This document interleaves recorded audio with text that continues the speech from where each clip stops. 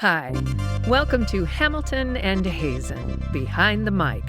Join author M.L. Hamilton and me, I'm narrator Kelley Hazen, as we discuss our latest audiobook. Born from our 7 years of collaboration and more than 60 audiobooks we've produced together, listen to the ins, the outs, the ups, and the downs, the inside track you love to follow, Behind the Mic.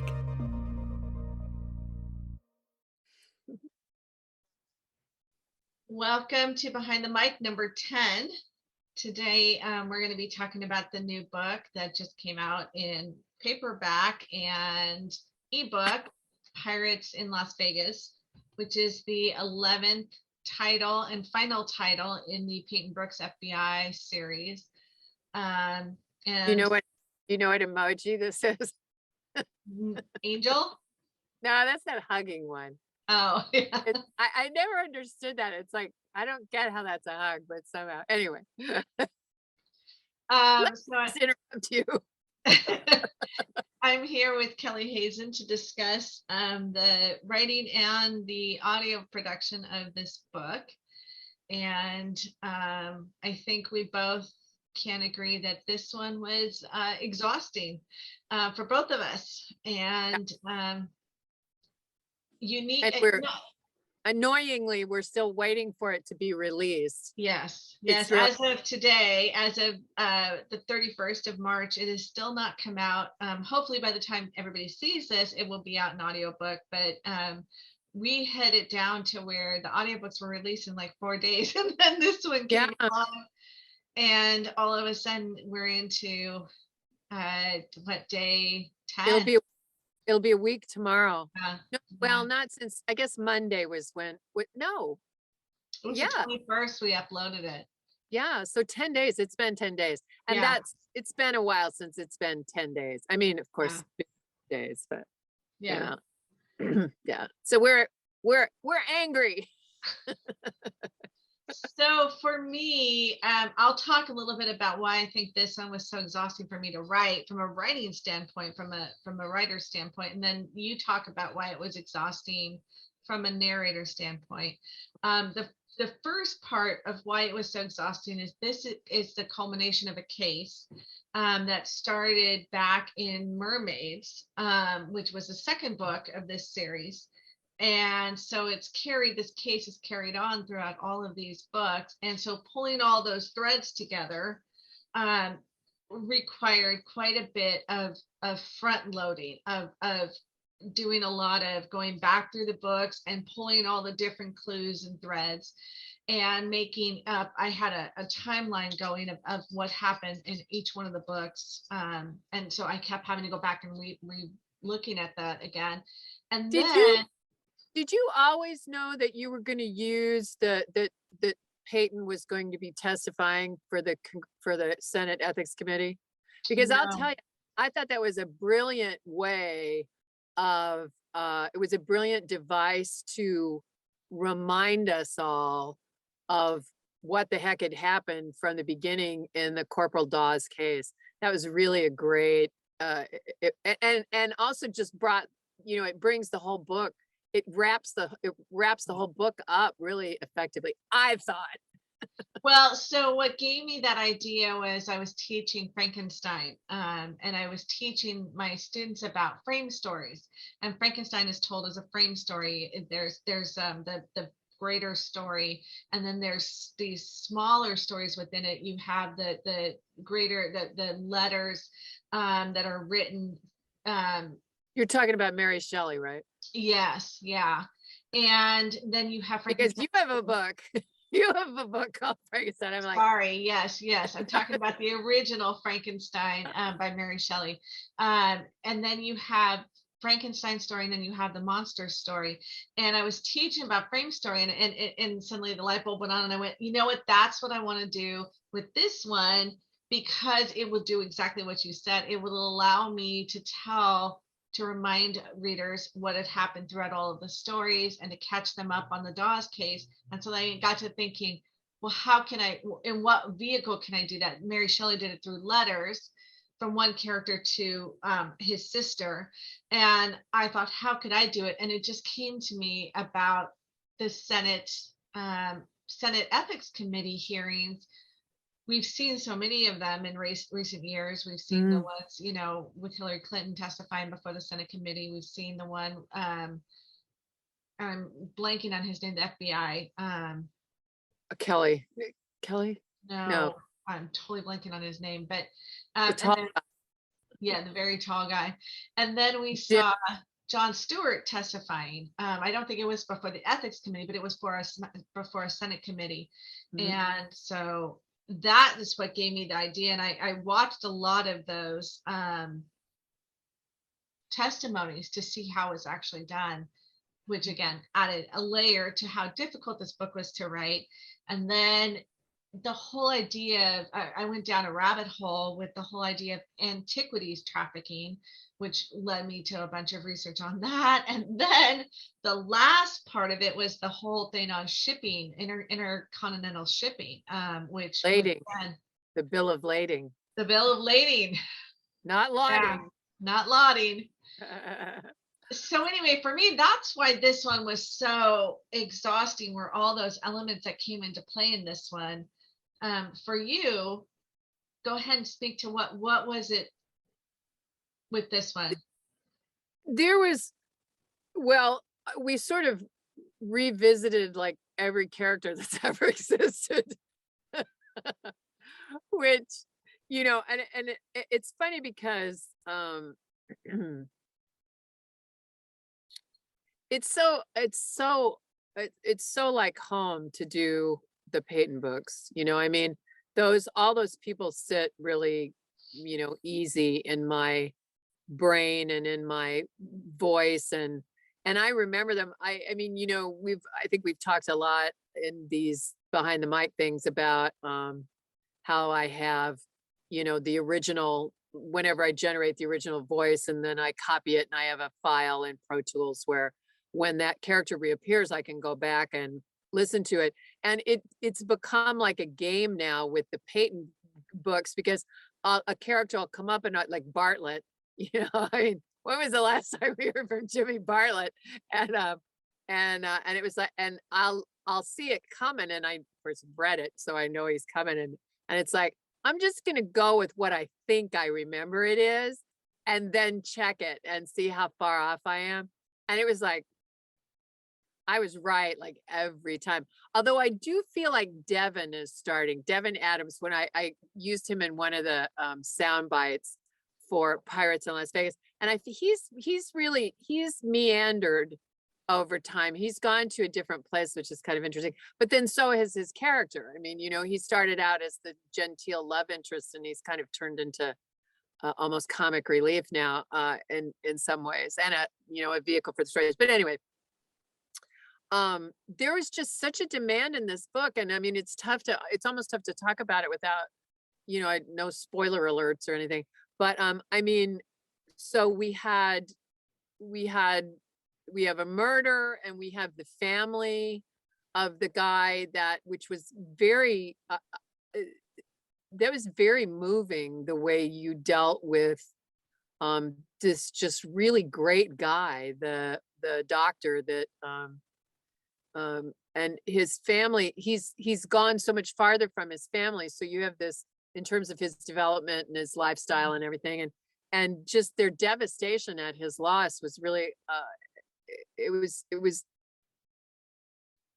I felt privileged to give that life. And then there's all the different senators that she's like 3 different senators that she's testifying in front of that actually ask her questions at a given moment. And that's interesting in and of itself. But then in Wisconsin, I mean, they were very specific regional characters. And then there was I think the trickiest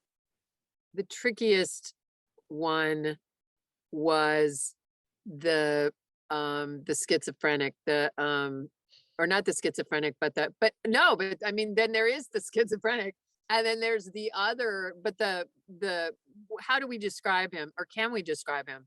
The people, there's people being murdered in a homeless shelter. That's Shadrach.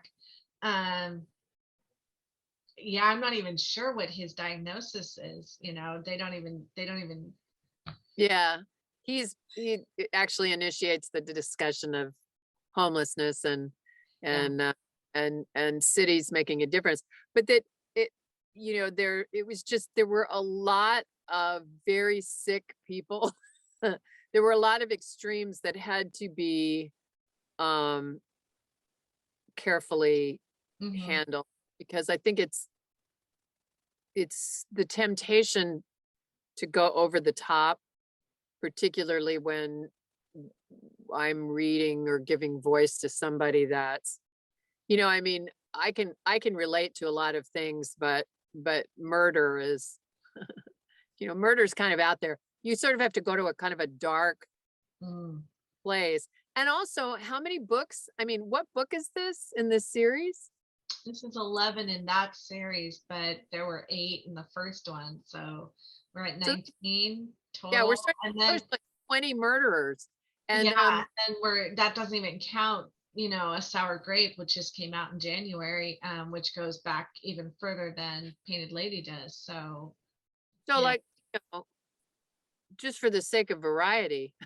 yeah, yeah, My palette of murders. So that was, so just, and so making those true, and and I mean, it's funny. It's the longer I do this and the more I work on these audiobooks, the more, I mean, these are honest performances. I mean, they're legitimate performances. And I can remember from my acting days, it's like, I record this stuff and then Bruce edits and produces it, and then we'll talk about these things later.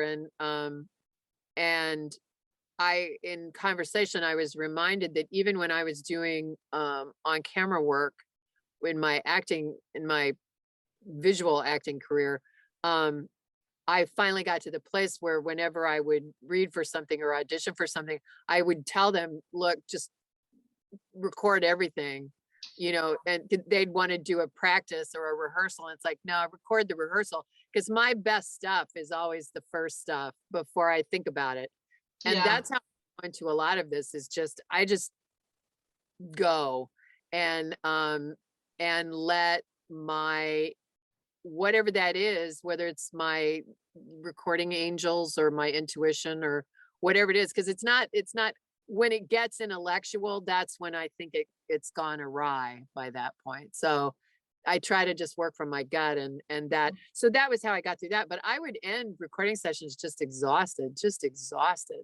yeah, And but I do think also a lot of it is that we were trying very hard.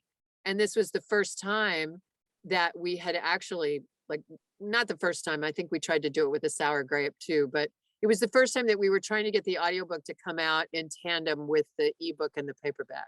yeah. Best laid plans of mice and men. Yeah. But that's always interesting, because I mean, you're literally giving me chapters. Like, at what point are you giving me, at what point do you deem it okay to give me chapters? Once I've reached that halfway mark where I know exactly where everything's going to land, then I feel more comfortable. With this one, there was a lot of going back and sprinkling in some of the clues and stuff at the early stage. And then once I hit about the halfway mark, I know where I'm going. And usually there's very rarely do I have to go back at that point, but I'm very uncomfortable until I hit at least halfway. You brought up something that I think is interesting. You talked about the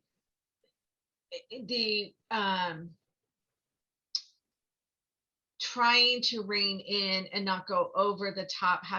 When you're talking about things that are over the top, when you're talking about murders that are over the top, and creating, not going with that, and I think where that came to me most subtly is you mentioned the three different, there's three senators who give her questions, Peyton questions during the Senate hearing, and each one of them have a distinct different motivation for their questions. They each one of them have without getting into it, without giving anything away, but they each definitely have a motive behind their questioning, and they're different motives.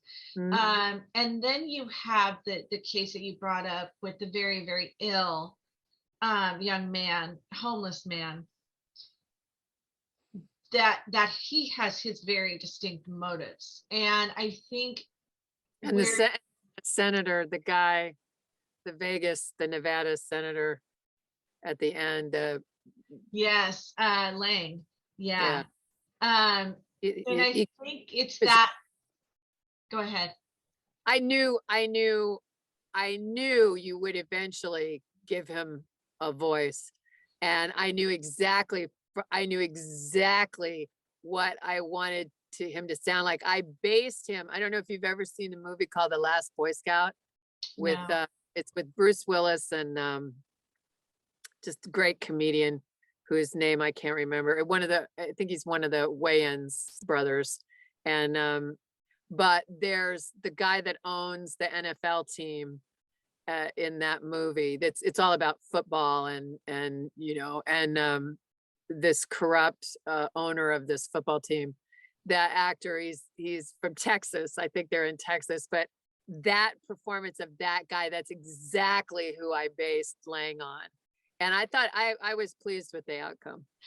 Well, and that's something we can come back and talk about, because I do want to talk about Lang, but I think what was interesting for me, where I felt like it really came together, was you picked up on those motivations, and you brought that distinction. So I think it would have been easy for those three senators to maybe kind of blend together, into that one body of what they were representing and what their purpose was when they were doing it. And yet they were all distinct, because I think you keyed into that motivation, that they each one had a different motive for why they were questioning her. And then, like I said, you have, the homeless young man who is so just devastatingly damaged. Clear motivation there too. And how am I correct in saying that you picked up on that nuance? I mean, to me, that's a very nuanced. Well, excuse me. I mean, that it always comes back to this, doesn't it? I mean, motivation is acting. That's why people do what they do, right? So finding their motivation, what they want, what do they want? And so I can't say that I, had my highlighter and, oh, that's the motivation, but having done this for long enough, I think intuitively, and also you write very clearly. You don't make it hard to find, not that it isn't nuanced or subtle. It is, but it's the fact that it's there at all. I mean, I think the temptation to make them, the senators as an example, a broad brushstroke, or to make all the killers just this broad brushstroke. I'm sure that, in fact, I know that happens a lot. I read it myself and I see it in scripts, and, and it's all over network television and, and so, yeah, I mean, that's all the stuff that makes it interesting. Right. Yeah. And I mean, both for me as a narrator and for me as a fan and a listener and a reader and as an artist, is plumbing that, finding that and plumbing that and then, yeah, because it's the depth, it's the texture, it's the many layers of the textures of all the books that make it. Which brings to mind Lang as a character. And again, I don't want to reveal too much for our listeners, but Lang, it was another one of those surreal moments for me listening to Lang, where I knew what I wanted. I knew what I thought I put on the page, and then you just brought him to life, and you nailed that that very sinister, goofy non sequiturs that he was doing there. And again, I don't want to reveal too much because people need to experience it themselves. But I've seen many men of power do that very thing where there's all these non sequiturs and you're thinking, where the hell are they going with this? I think Radar at one point says this guy is a goofball or something like that, or a buffoon, but he's not at all.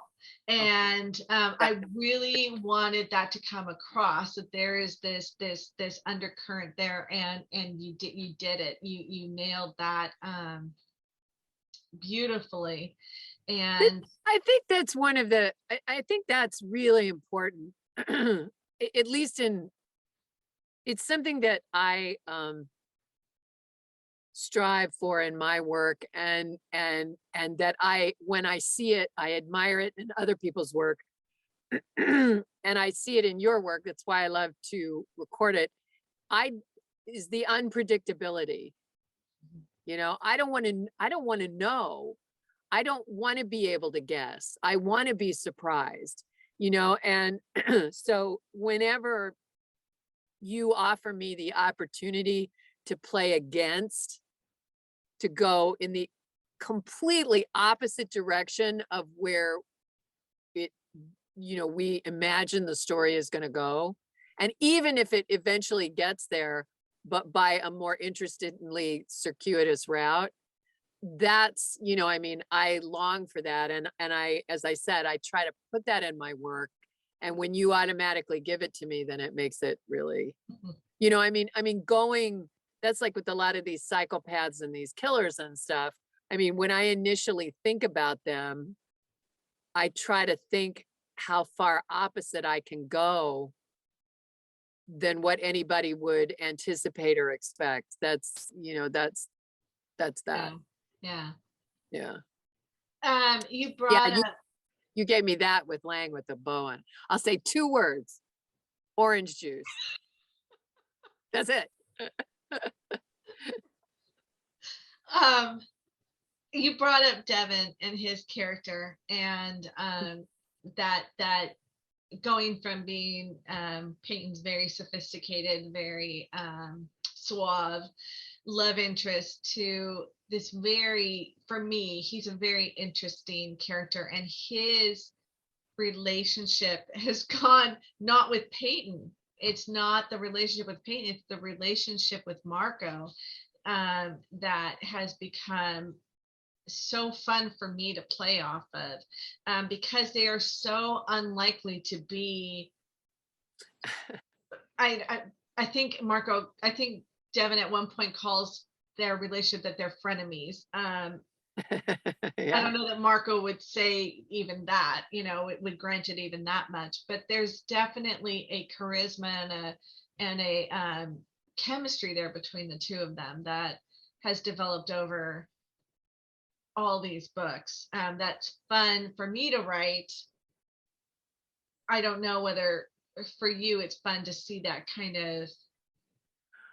Yeah, totally. First of all, it's like one of the best resources for the humor that you bring into the books to release the tension or to give us a break from the tension, but also just imagining the powerhouse that the two of them could be if they ever wound up on the same side of something, even though Devin keeps suggesting that they've been Batman and Caped Crusader, but they I like where the potential of that could go. That's not unlike Harper, and again, that's it's playing against the easy. You seem to have I really love the way that you always give us, there's always collision, with I like Jake. We love Jake and he's charming, but he's a fuck up, and there's Harper. The stuff with the Ferret's army, which again, that's all I'll say, but those scenes, and it was interesting also for Abe's presence in this one he was much less like Maria, much less in this book. They as the sources for humor have been so great in some of the other novels and kind of were your go-to. So it was really wonderful for them to be less involved. But then when you did get to hear from them, the wonderful scene in the cafe with Tag and Maria, 2 words, white wedding. And then, and then Abe's whole thing with the lavender, what is it? The irises and the lavender napkins. The napkins. Yeah. I mean, it was great. It was like the perfect amount. Just, oh God, it's so good to hear from them again. And Tank, I mean, it was great. It was like everybody was there. So I also think it's really interesting, and I think you should talk about the fact that, so there's 2 things we need to talk about. Timelines. We have to talk about timelines because that was sort of a big thing that got us right out of the gate. So let's talk about, but the other thing we need to talk about is the fact that this was supposed to be the last book. Right. So which do you want to talk about first? Let's talk about the timelines because I think it's what I worry. So as you know, because you're always talking me off the cliff's edge. Every book, there's this moment where I have a major freak out over, is this gonna play well? Are people gonna get it? And am I going to unnecessarily muddy the waters? I want the books to be complex, and yet I don't want them to be inaccessible. And I knew this one had to move through time because I knew I had to do the part of it where you catch everybody up on what happened because there was such a long span that this case covered. But I also I wanted to bring Peyton from the past forward and Marco from the less distant past forward and to the ultimate culmination, which we won't talk about with the ultimate culmination, why it had to be this way, where the ending had to be where it was, because I don't want to give anything away. But I worried very much how that was going to be received. It was going to be unnecessarily confusing if people were going to have trouble moving back and forth through time. And you and I talked extensively about it. How to convey that and how to, and you were the one who said, so there's 3 timelines. There's the November timeline, which is the Senate hearings, which are the present. Right. And then there is Peyton's timeline, which begins in January and goes to May. And then there's Marco's timeline that stays in May for the entire duration of the story. And you were the one who said, I had envisioned it going from November back to January, then forward to May. And you said, what is our present? Is our present November? And I said, yes. And you said, then everything from there is past. And once you said that, it came clear in my head. And I think that made it clear, hopefully, I hope, for the readers by doing that, by anchoring it. And then you guys you and Bruce did something clever to kind of alert people that we're moving to the past. So I'll let you talk about that. Well, I think, and the first thing was that we realized that we could put your author's note at the beginning to alert them. I mean, There's always that challenge, right? There's always the challenge of what can be done. And you would think that audio would be, that there would be more opportunity in audio, but there are certain things that having the book in print, and being able to flip back. I mean, not that you can't flip back in audio, but I think it's, in a book, you can just twirl through the pages and go, in audio, you're kind of shooting in the dark. Yeah. And if you're trying to find something, you're just like, hit rewind and, who knows? And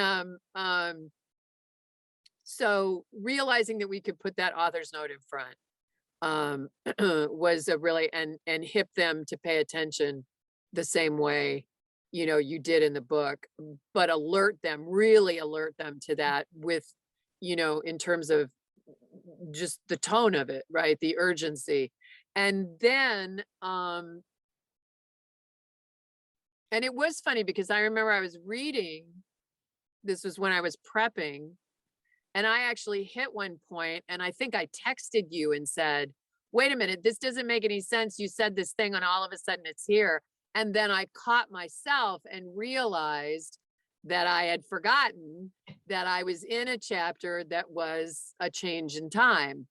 And it was like, oh, and I think you and I mutually agreed that maybe that was going to have to happen, to a listener. And it would sort of hit home the fact, oh, that's right, I've got to pay attention to this. I mean, I've got to really pay attention to this, because whatever it was that alerted me to the fact that I was wrong, that I was saying, oh, this isn't right. And then, oh, that's right. That alerted me to the fact, reminded me that we were doing a jump in time. It was right there in the writing the whole time. So, or in the story. So I think any listener would hear that. But, you and I solved the problems of the world. You and I and your father, I guess. Yeah.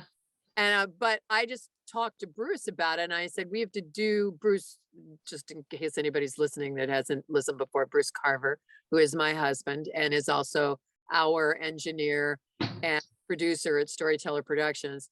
I explained to him the dilemma, and he was like, what? And I think it's that classic thing between husbands and wives, right? If I try to explain something to him, he completely doesn't get it.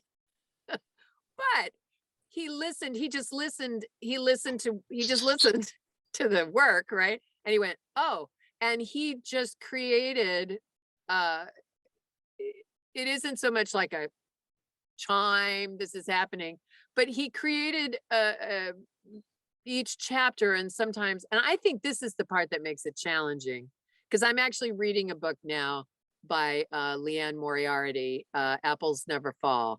And she's going back and forth in time, but it's always at a chapter.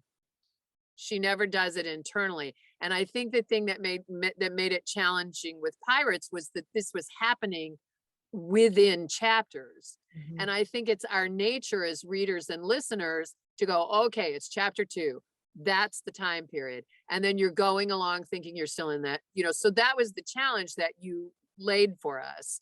And so Bruce just turned it into, since it's audio, he turned it into a sound. When we go back in time and I introduce it with the date, the month, and sometimes the day, and, whatever, 5 months ago or 5 months earlier or whatever, he just gave it a sound so that it was that extra sort of to the listener that, hey, we're doing something different, and yeah. That's where we went with that. But Bruce solved it. Bruce fixed it. So you brought up my dad, and we've talked before about so the first people that read it are my parents, and they try and catch anything, and my dad is the one who he catches all of the discrepancies or the inconsistencies. And so there was an interesting, I don't think I've talked to you about this, there's an interesting moment where we were going over the thing that happens with one of Marco's cases, and my dad said, well, when they screwed that up, and I again, I don't want to reveal anything and give anything away, but I had this moment where I was like, they screwed it up, and then I realized how interesting it was. That's his interpretation of the situation that happens that doesn't come out well was so it's interesting. It's so important for me to get feedback from people, because that was an interesting look at it. And then you coming in with often you come in with some interesting take on something that I didn't necessarily see the same way. And I think that's what makes it so rich, is that I'm not writing in isolation. I'm writing with, I called you at one point and we talked about this, we talked it out. And I think, just for anybody out there who is writing their own stuff, don't be afraid to hear those things, because I think there's a tendency, it's my book and it's my, idea. It's not. Once somebody else reads it, it becomes their experience. Like I said, like his comment that they messed up the case. was an interesting take on it. And it kind of leads to what you wanted to talk about with that this was meant to be the last. And I'm segueing with this because this was meant to be the last of the Peyton books. I was going to retire Peyton at this point and let her go off and live her life and do her thing. And we heard resoundingly from, you heard from the audio listeners, I heard from the reading public, that this was not the end. And just as I listened to what you have to say and I listened to what my dad has to say, I did listen to them, and we've decided to go forward and allow Peyton's adventures to continue. I want to talk briefly about why I had thought to end it, and I mentioned this before in many of the behind the mics, but I don't ever want it to be stale, and I don't ever want, like you mentioned, it becoming how many murders, how many murders have there been? Yeah, and formulaic, and how many more rabbits can I pull out of my hat, and I'm very mindful of that. And so I wanted to end it, where I felt it was ending on a high note instead of, staying on too long. But again, if the public is saying they want more, both of our collective audiences are saying that, then, I feel an obligation that we need to go forward. I don't know what your take is on this, but you've kind of backed me up on this all along. You were supportive of me when I said I wanted to end it. And then you were supportive of me when I said, well, maybe we'll continue on. But for me, what it required was I had to restructure things because it wasn't sustainable with the travel. And so I restructured things, and she'll be back in San Francisco running her own squad, a hate crime squad, which allowed me to have a resource for getting crimes. But so what's your take on the whole thing? Well, I think that group of people, you've written such a huge cast that certainly that group of people, you can move them around like chess pieces, and there's a lot of life there and a lot that can be done. But for you as an artist, if it's not speaking to you, if you don't have the spark to, the reason for the success of the series is because each book is its own little world, and there's there's the sun, and the planets revolve and the moons revolve around some of the planets, and it's its whole universe. And if it hasn't inspired you to to continue to create it, it will taint the rest of it. And that's, I think that's as you going back to what you said before, that every book there's like, are they going to get it? Is this one going to be up to standard? Is it? I think that's part of it. I think you instinctively recognize the same thing, that if one of them is not up to par, it's going to taint the rest of the series. So I only can do what I can do because of what you do, so, and if you say this isn't doing it for me anymore, then I'm like, well, okay, well, let's do something else, and I might be more protective of that if it seemed like you were limited in what inspires you to write. But you seem to have ideas about things you want to write all the time. And so I don't have that concern. You know what I mean? Yeah. It is interesting because I realized, and I think we realized this together or separately together or whatever, that a big part of our initial relationship was your back catalog. Yeah. You had an incredible number of books that you had already written, and it was just, how fast can we record these? And we didn't really look at it like that, but there was never that we didn't have the luxury of being concerned about whether the audiobook came out with the ebook and the paperback, because the ebook and the paperback had been released in some cases years before. Right. And we actually aren't, but in some cases it seems like we're reaching in each of the series, we're reaching the point where the new material hasn't been written yet. And so, and that's exciting, that's exciting to me. But we also haven't finished your back catalog. We still have 7 books in the world of Samar, something like that. How many? 8. Yeah. So, and those are books, so I They're mean, epic. talk about exhausted. So, yeah, so I mean, I am an extension of you. And, and that's really interesting thing for me to say, because I've never been one to be able to say that. I mean, my ego is pretty, in case you haven't noticed. I mean, and I like to think I'm somewhat self-aware.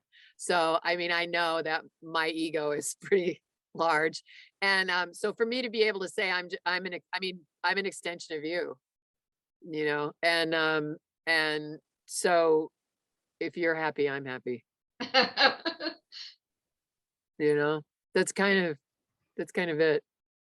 Oh, that's awesome. I think it's fascinating that your dad is your continuity editor.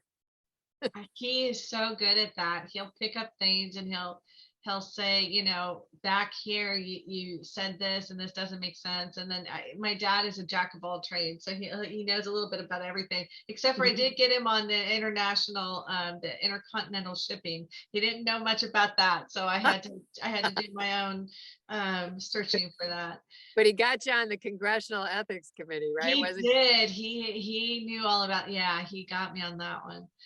It's funny, in one of the tweets, I used that in one of my tweets or one of my Facebook posts, and I Googled Senate Ethics Committee, and they have these photographs. They're like in some lobby somewhere with these folding tables and folding chairs. I mean, the pictures of it, I mean, I don't know what it looks like, but it's funny. It's like so low rent for what you would imagine, right? And what, so I wonder, depending upon who the person is there that's testifying, who they're questioning, where they set up. It was kind of funny. It's like, where is it? Well, and it was interesting to me because as she's testifying, she's so worried about it being on TV and millions of people. And I think Rose at some point says to her, it's C-SPAN. Yeah. and, You're right. Yeah, but we think of the big ones that everybody watched obsessively. I think of the Kavanaugh hearings and stuff like that everybody watched obsessively. I remember listening to it on the radio as I was going into work. Think about, there must be all these smaller ones that they do all the time, and maybe they're held in the lobby somewhere with folding tables. Yeah, so where squeeze it in. Yeah. So anything else that you wanted to talk about with this one, or should we key up our next adventure? I think so. I think you should speak to, it's very exciting, the dating app murders, Assault. Give us, what is the exact title of the next adventures for Peyton and the group? So the book itself, the first book in that series, will be The Dating App Assaults. And it's based on a true case in the FBI logs. And the series is going to be Peyton Brooks FBI Hate Crimes Division. And that will be the series. It just always makes me think of Law and Order. Yeah. Which I have to say, one of my favorite all-time television shows, Law and Order. Not the new version, not the reboot that has just come out. They've done something to it. It's too Hollywoodified. I don't know. That's just my opinion. But the old Law and Order, and I really love that that's what I equate Peyton Brooks, FBI, gunk, hate crime. It's like, yes. Now, the dating app assaults, is that just for this one book, or will that Yeah. be? Oh, okay. That's just for this one book. It's one case that I found. The FBI has a database where they list their hate crimes, and it's one of the cases that I found was very fascinating, um, especially in light of. I always try to be topical or try to be consistent with things that are happening, in society today, which brought the whole homeless situation, because in California we have such an epidemic of homelessness, which I think we talked about in the last behind the mic. But so I try to be topical, and this is a true case, and I don't believe it wasn't in California, it was in another state, but it was young men who are using a dating app to meet other other young men, other gay individuals, and people were using it to assault, I can't remember. I'm going to have to go back and read it. I don't know that anybody died in it, but they were severely injured in it.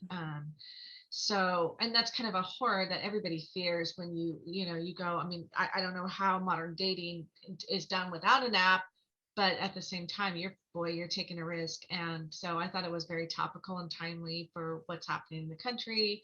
And I actually sent you a tweet today, or I, whatever it's called when someone's tagged in a tweet, and that's another thing I think. It's another thing I think is really significant about your work. I have noticed so much lately in a lot at crime dramas and mysteries. Women are always the victims. Women are always the victims. It's always about a woman being assaulted, murdered, raped, yeah. beat up. And I remember saying that to somebody because it was really starting to bug me, because I do think that a lot of what we see on television and in film is what directs our behavior, or directs behavior in society. And I remember saying this to somebody, and their very neutral, banal response was, well, that's the way it is. Women are usually the victims. Very often a vast majority of victims are women. Now, I have no idea if that's what the statistics bear out. But what I've always loved about your books is that you don't take the easy way out in terms of just, oh, here's another victim, or it's not just about someone assaulting. There's always a greater issue, a greater topic being handled or being exposed, or asking us to look at it, and if we haven't already, make a decision about how we feel about this. And Peyton in particular, and maybe Peyton specifically, the Peyton Brooks series, the 2 series we've done now, and now the 3rd that we're getting ready to begin, or 4th or 5th. But every book is about something important. It touches on a topic that's important, that's timely, that's now, and it's one of the things I love about this series, and that's what I tweeted you about. It actually, and it's all the way back on Tenderloin. Well, I appreciate that, because that is my goal. It's a way to kind of draw some attention, and I think your comment is one that is a very important comment. Is, I think maybe statistically crimes against women may be higher, but I think that there's so much crime against men that goes unreported. We know sexual assault against men is very underreported. And physical assault, how many times, the horrible thing that happened at the Oscars, how many times is a man assaulted that chooses not to report it because they feel that somehow it weakens them, somehow it diminishes them to report it. And I think it's an important thing to realize that, I don't know statistically, maybe women are the greater percentage of people that are victimized. However, it could be just an anomaly because men don't report, or their assaults and are not taken as seriously. Yeah, no, I'm with you on that. So what's next? So our next one, we're going to detour into something. I always, whenever, we talked at the start of this about how exhausting the murder mysteries are, I always have to take a palate cleanser, if you will, and do something a little bit lighter and a little bit more fun. And what's more fun than to finish off the Moon like trilogy? So the Moon Mage will be the next one. I love that trilogy. I love that trilogy. I'm listening to, I told you earlier, I'm listening to the Moon Mage, not the Moon, sorry, the Moonwalker again, in preparation for writing the Moon Mage. And there, there's a couple of scenes where I'm driving to work and I'm laughing out loud because they're just so darn funny. And Brianna Perry is so fun and insane and just a hot mess, and she's just a delight to write, and I think she's probably fun to portray. It's a lot of fun. So, and the people in her life are a real pleasure too. Yeah. I think specifically of her office assistant, her receptionist. Yes. Yeah. Her sister is really great. Her sister Clara. Yeah, I just was listening to the scene where they're having the birthday party and Clara finds out that she's been suspended from work and is just coming at her, and it's just funny. Or the scene where she gets drunk and Clara calls on the phone, and so that's one of my favorite. That scene stands out. That's one of my favorite. It was so funny. Yeah. Laughing out loud at that scene. That was just so funny. And there's so many times she's telling Cassius something and she's going off, and and at one point just recently I listened to, he says, it scares me. I'm beginning to understand what you're saying. So that's our next one. And we're looking. Although depending upon writing schedules, we may actually see another World of Samar, right? Yes. Yeah. The Sanctuary of Eldon? Sanctuary. Sanctuary, yeah. The Sanctuary one, yeah. So it's exciting times. So look for the Moon Mage in hopefully June. Excellent. Yeah, I bet we have something else before then. All right. Yay! All right. All right. Fun. Take care. Thank you. Good to see you. And hopefully by the time this comes out, we'll have the audiobook for Pirates. One of these times we're going to get it. Yeah. Should we put bets on it? No. Okay. All right. All right. Talk to you soon. Bye-bye. Thank you for joining us for Hamilton and Hazen Behind the Mic. Visit authormlhamilton.net and kelleyhazennarrates.com to join our newsletters for more insider news and views. Today's episode is sponsored by Phoenix Publication Services. PPS, Digital Shepherds.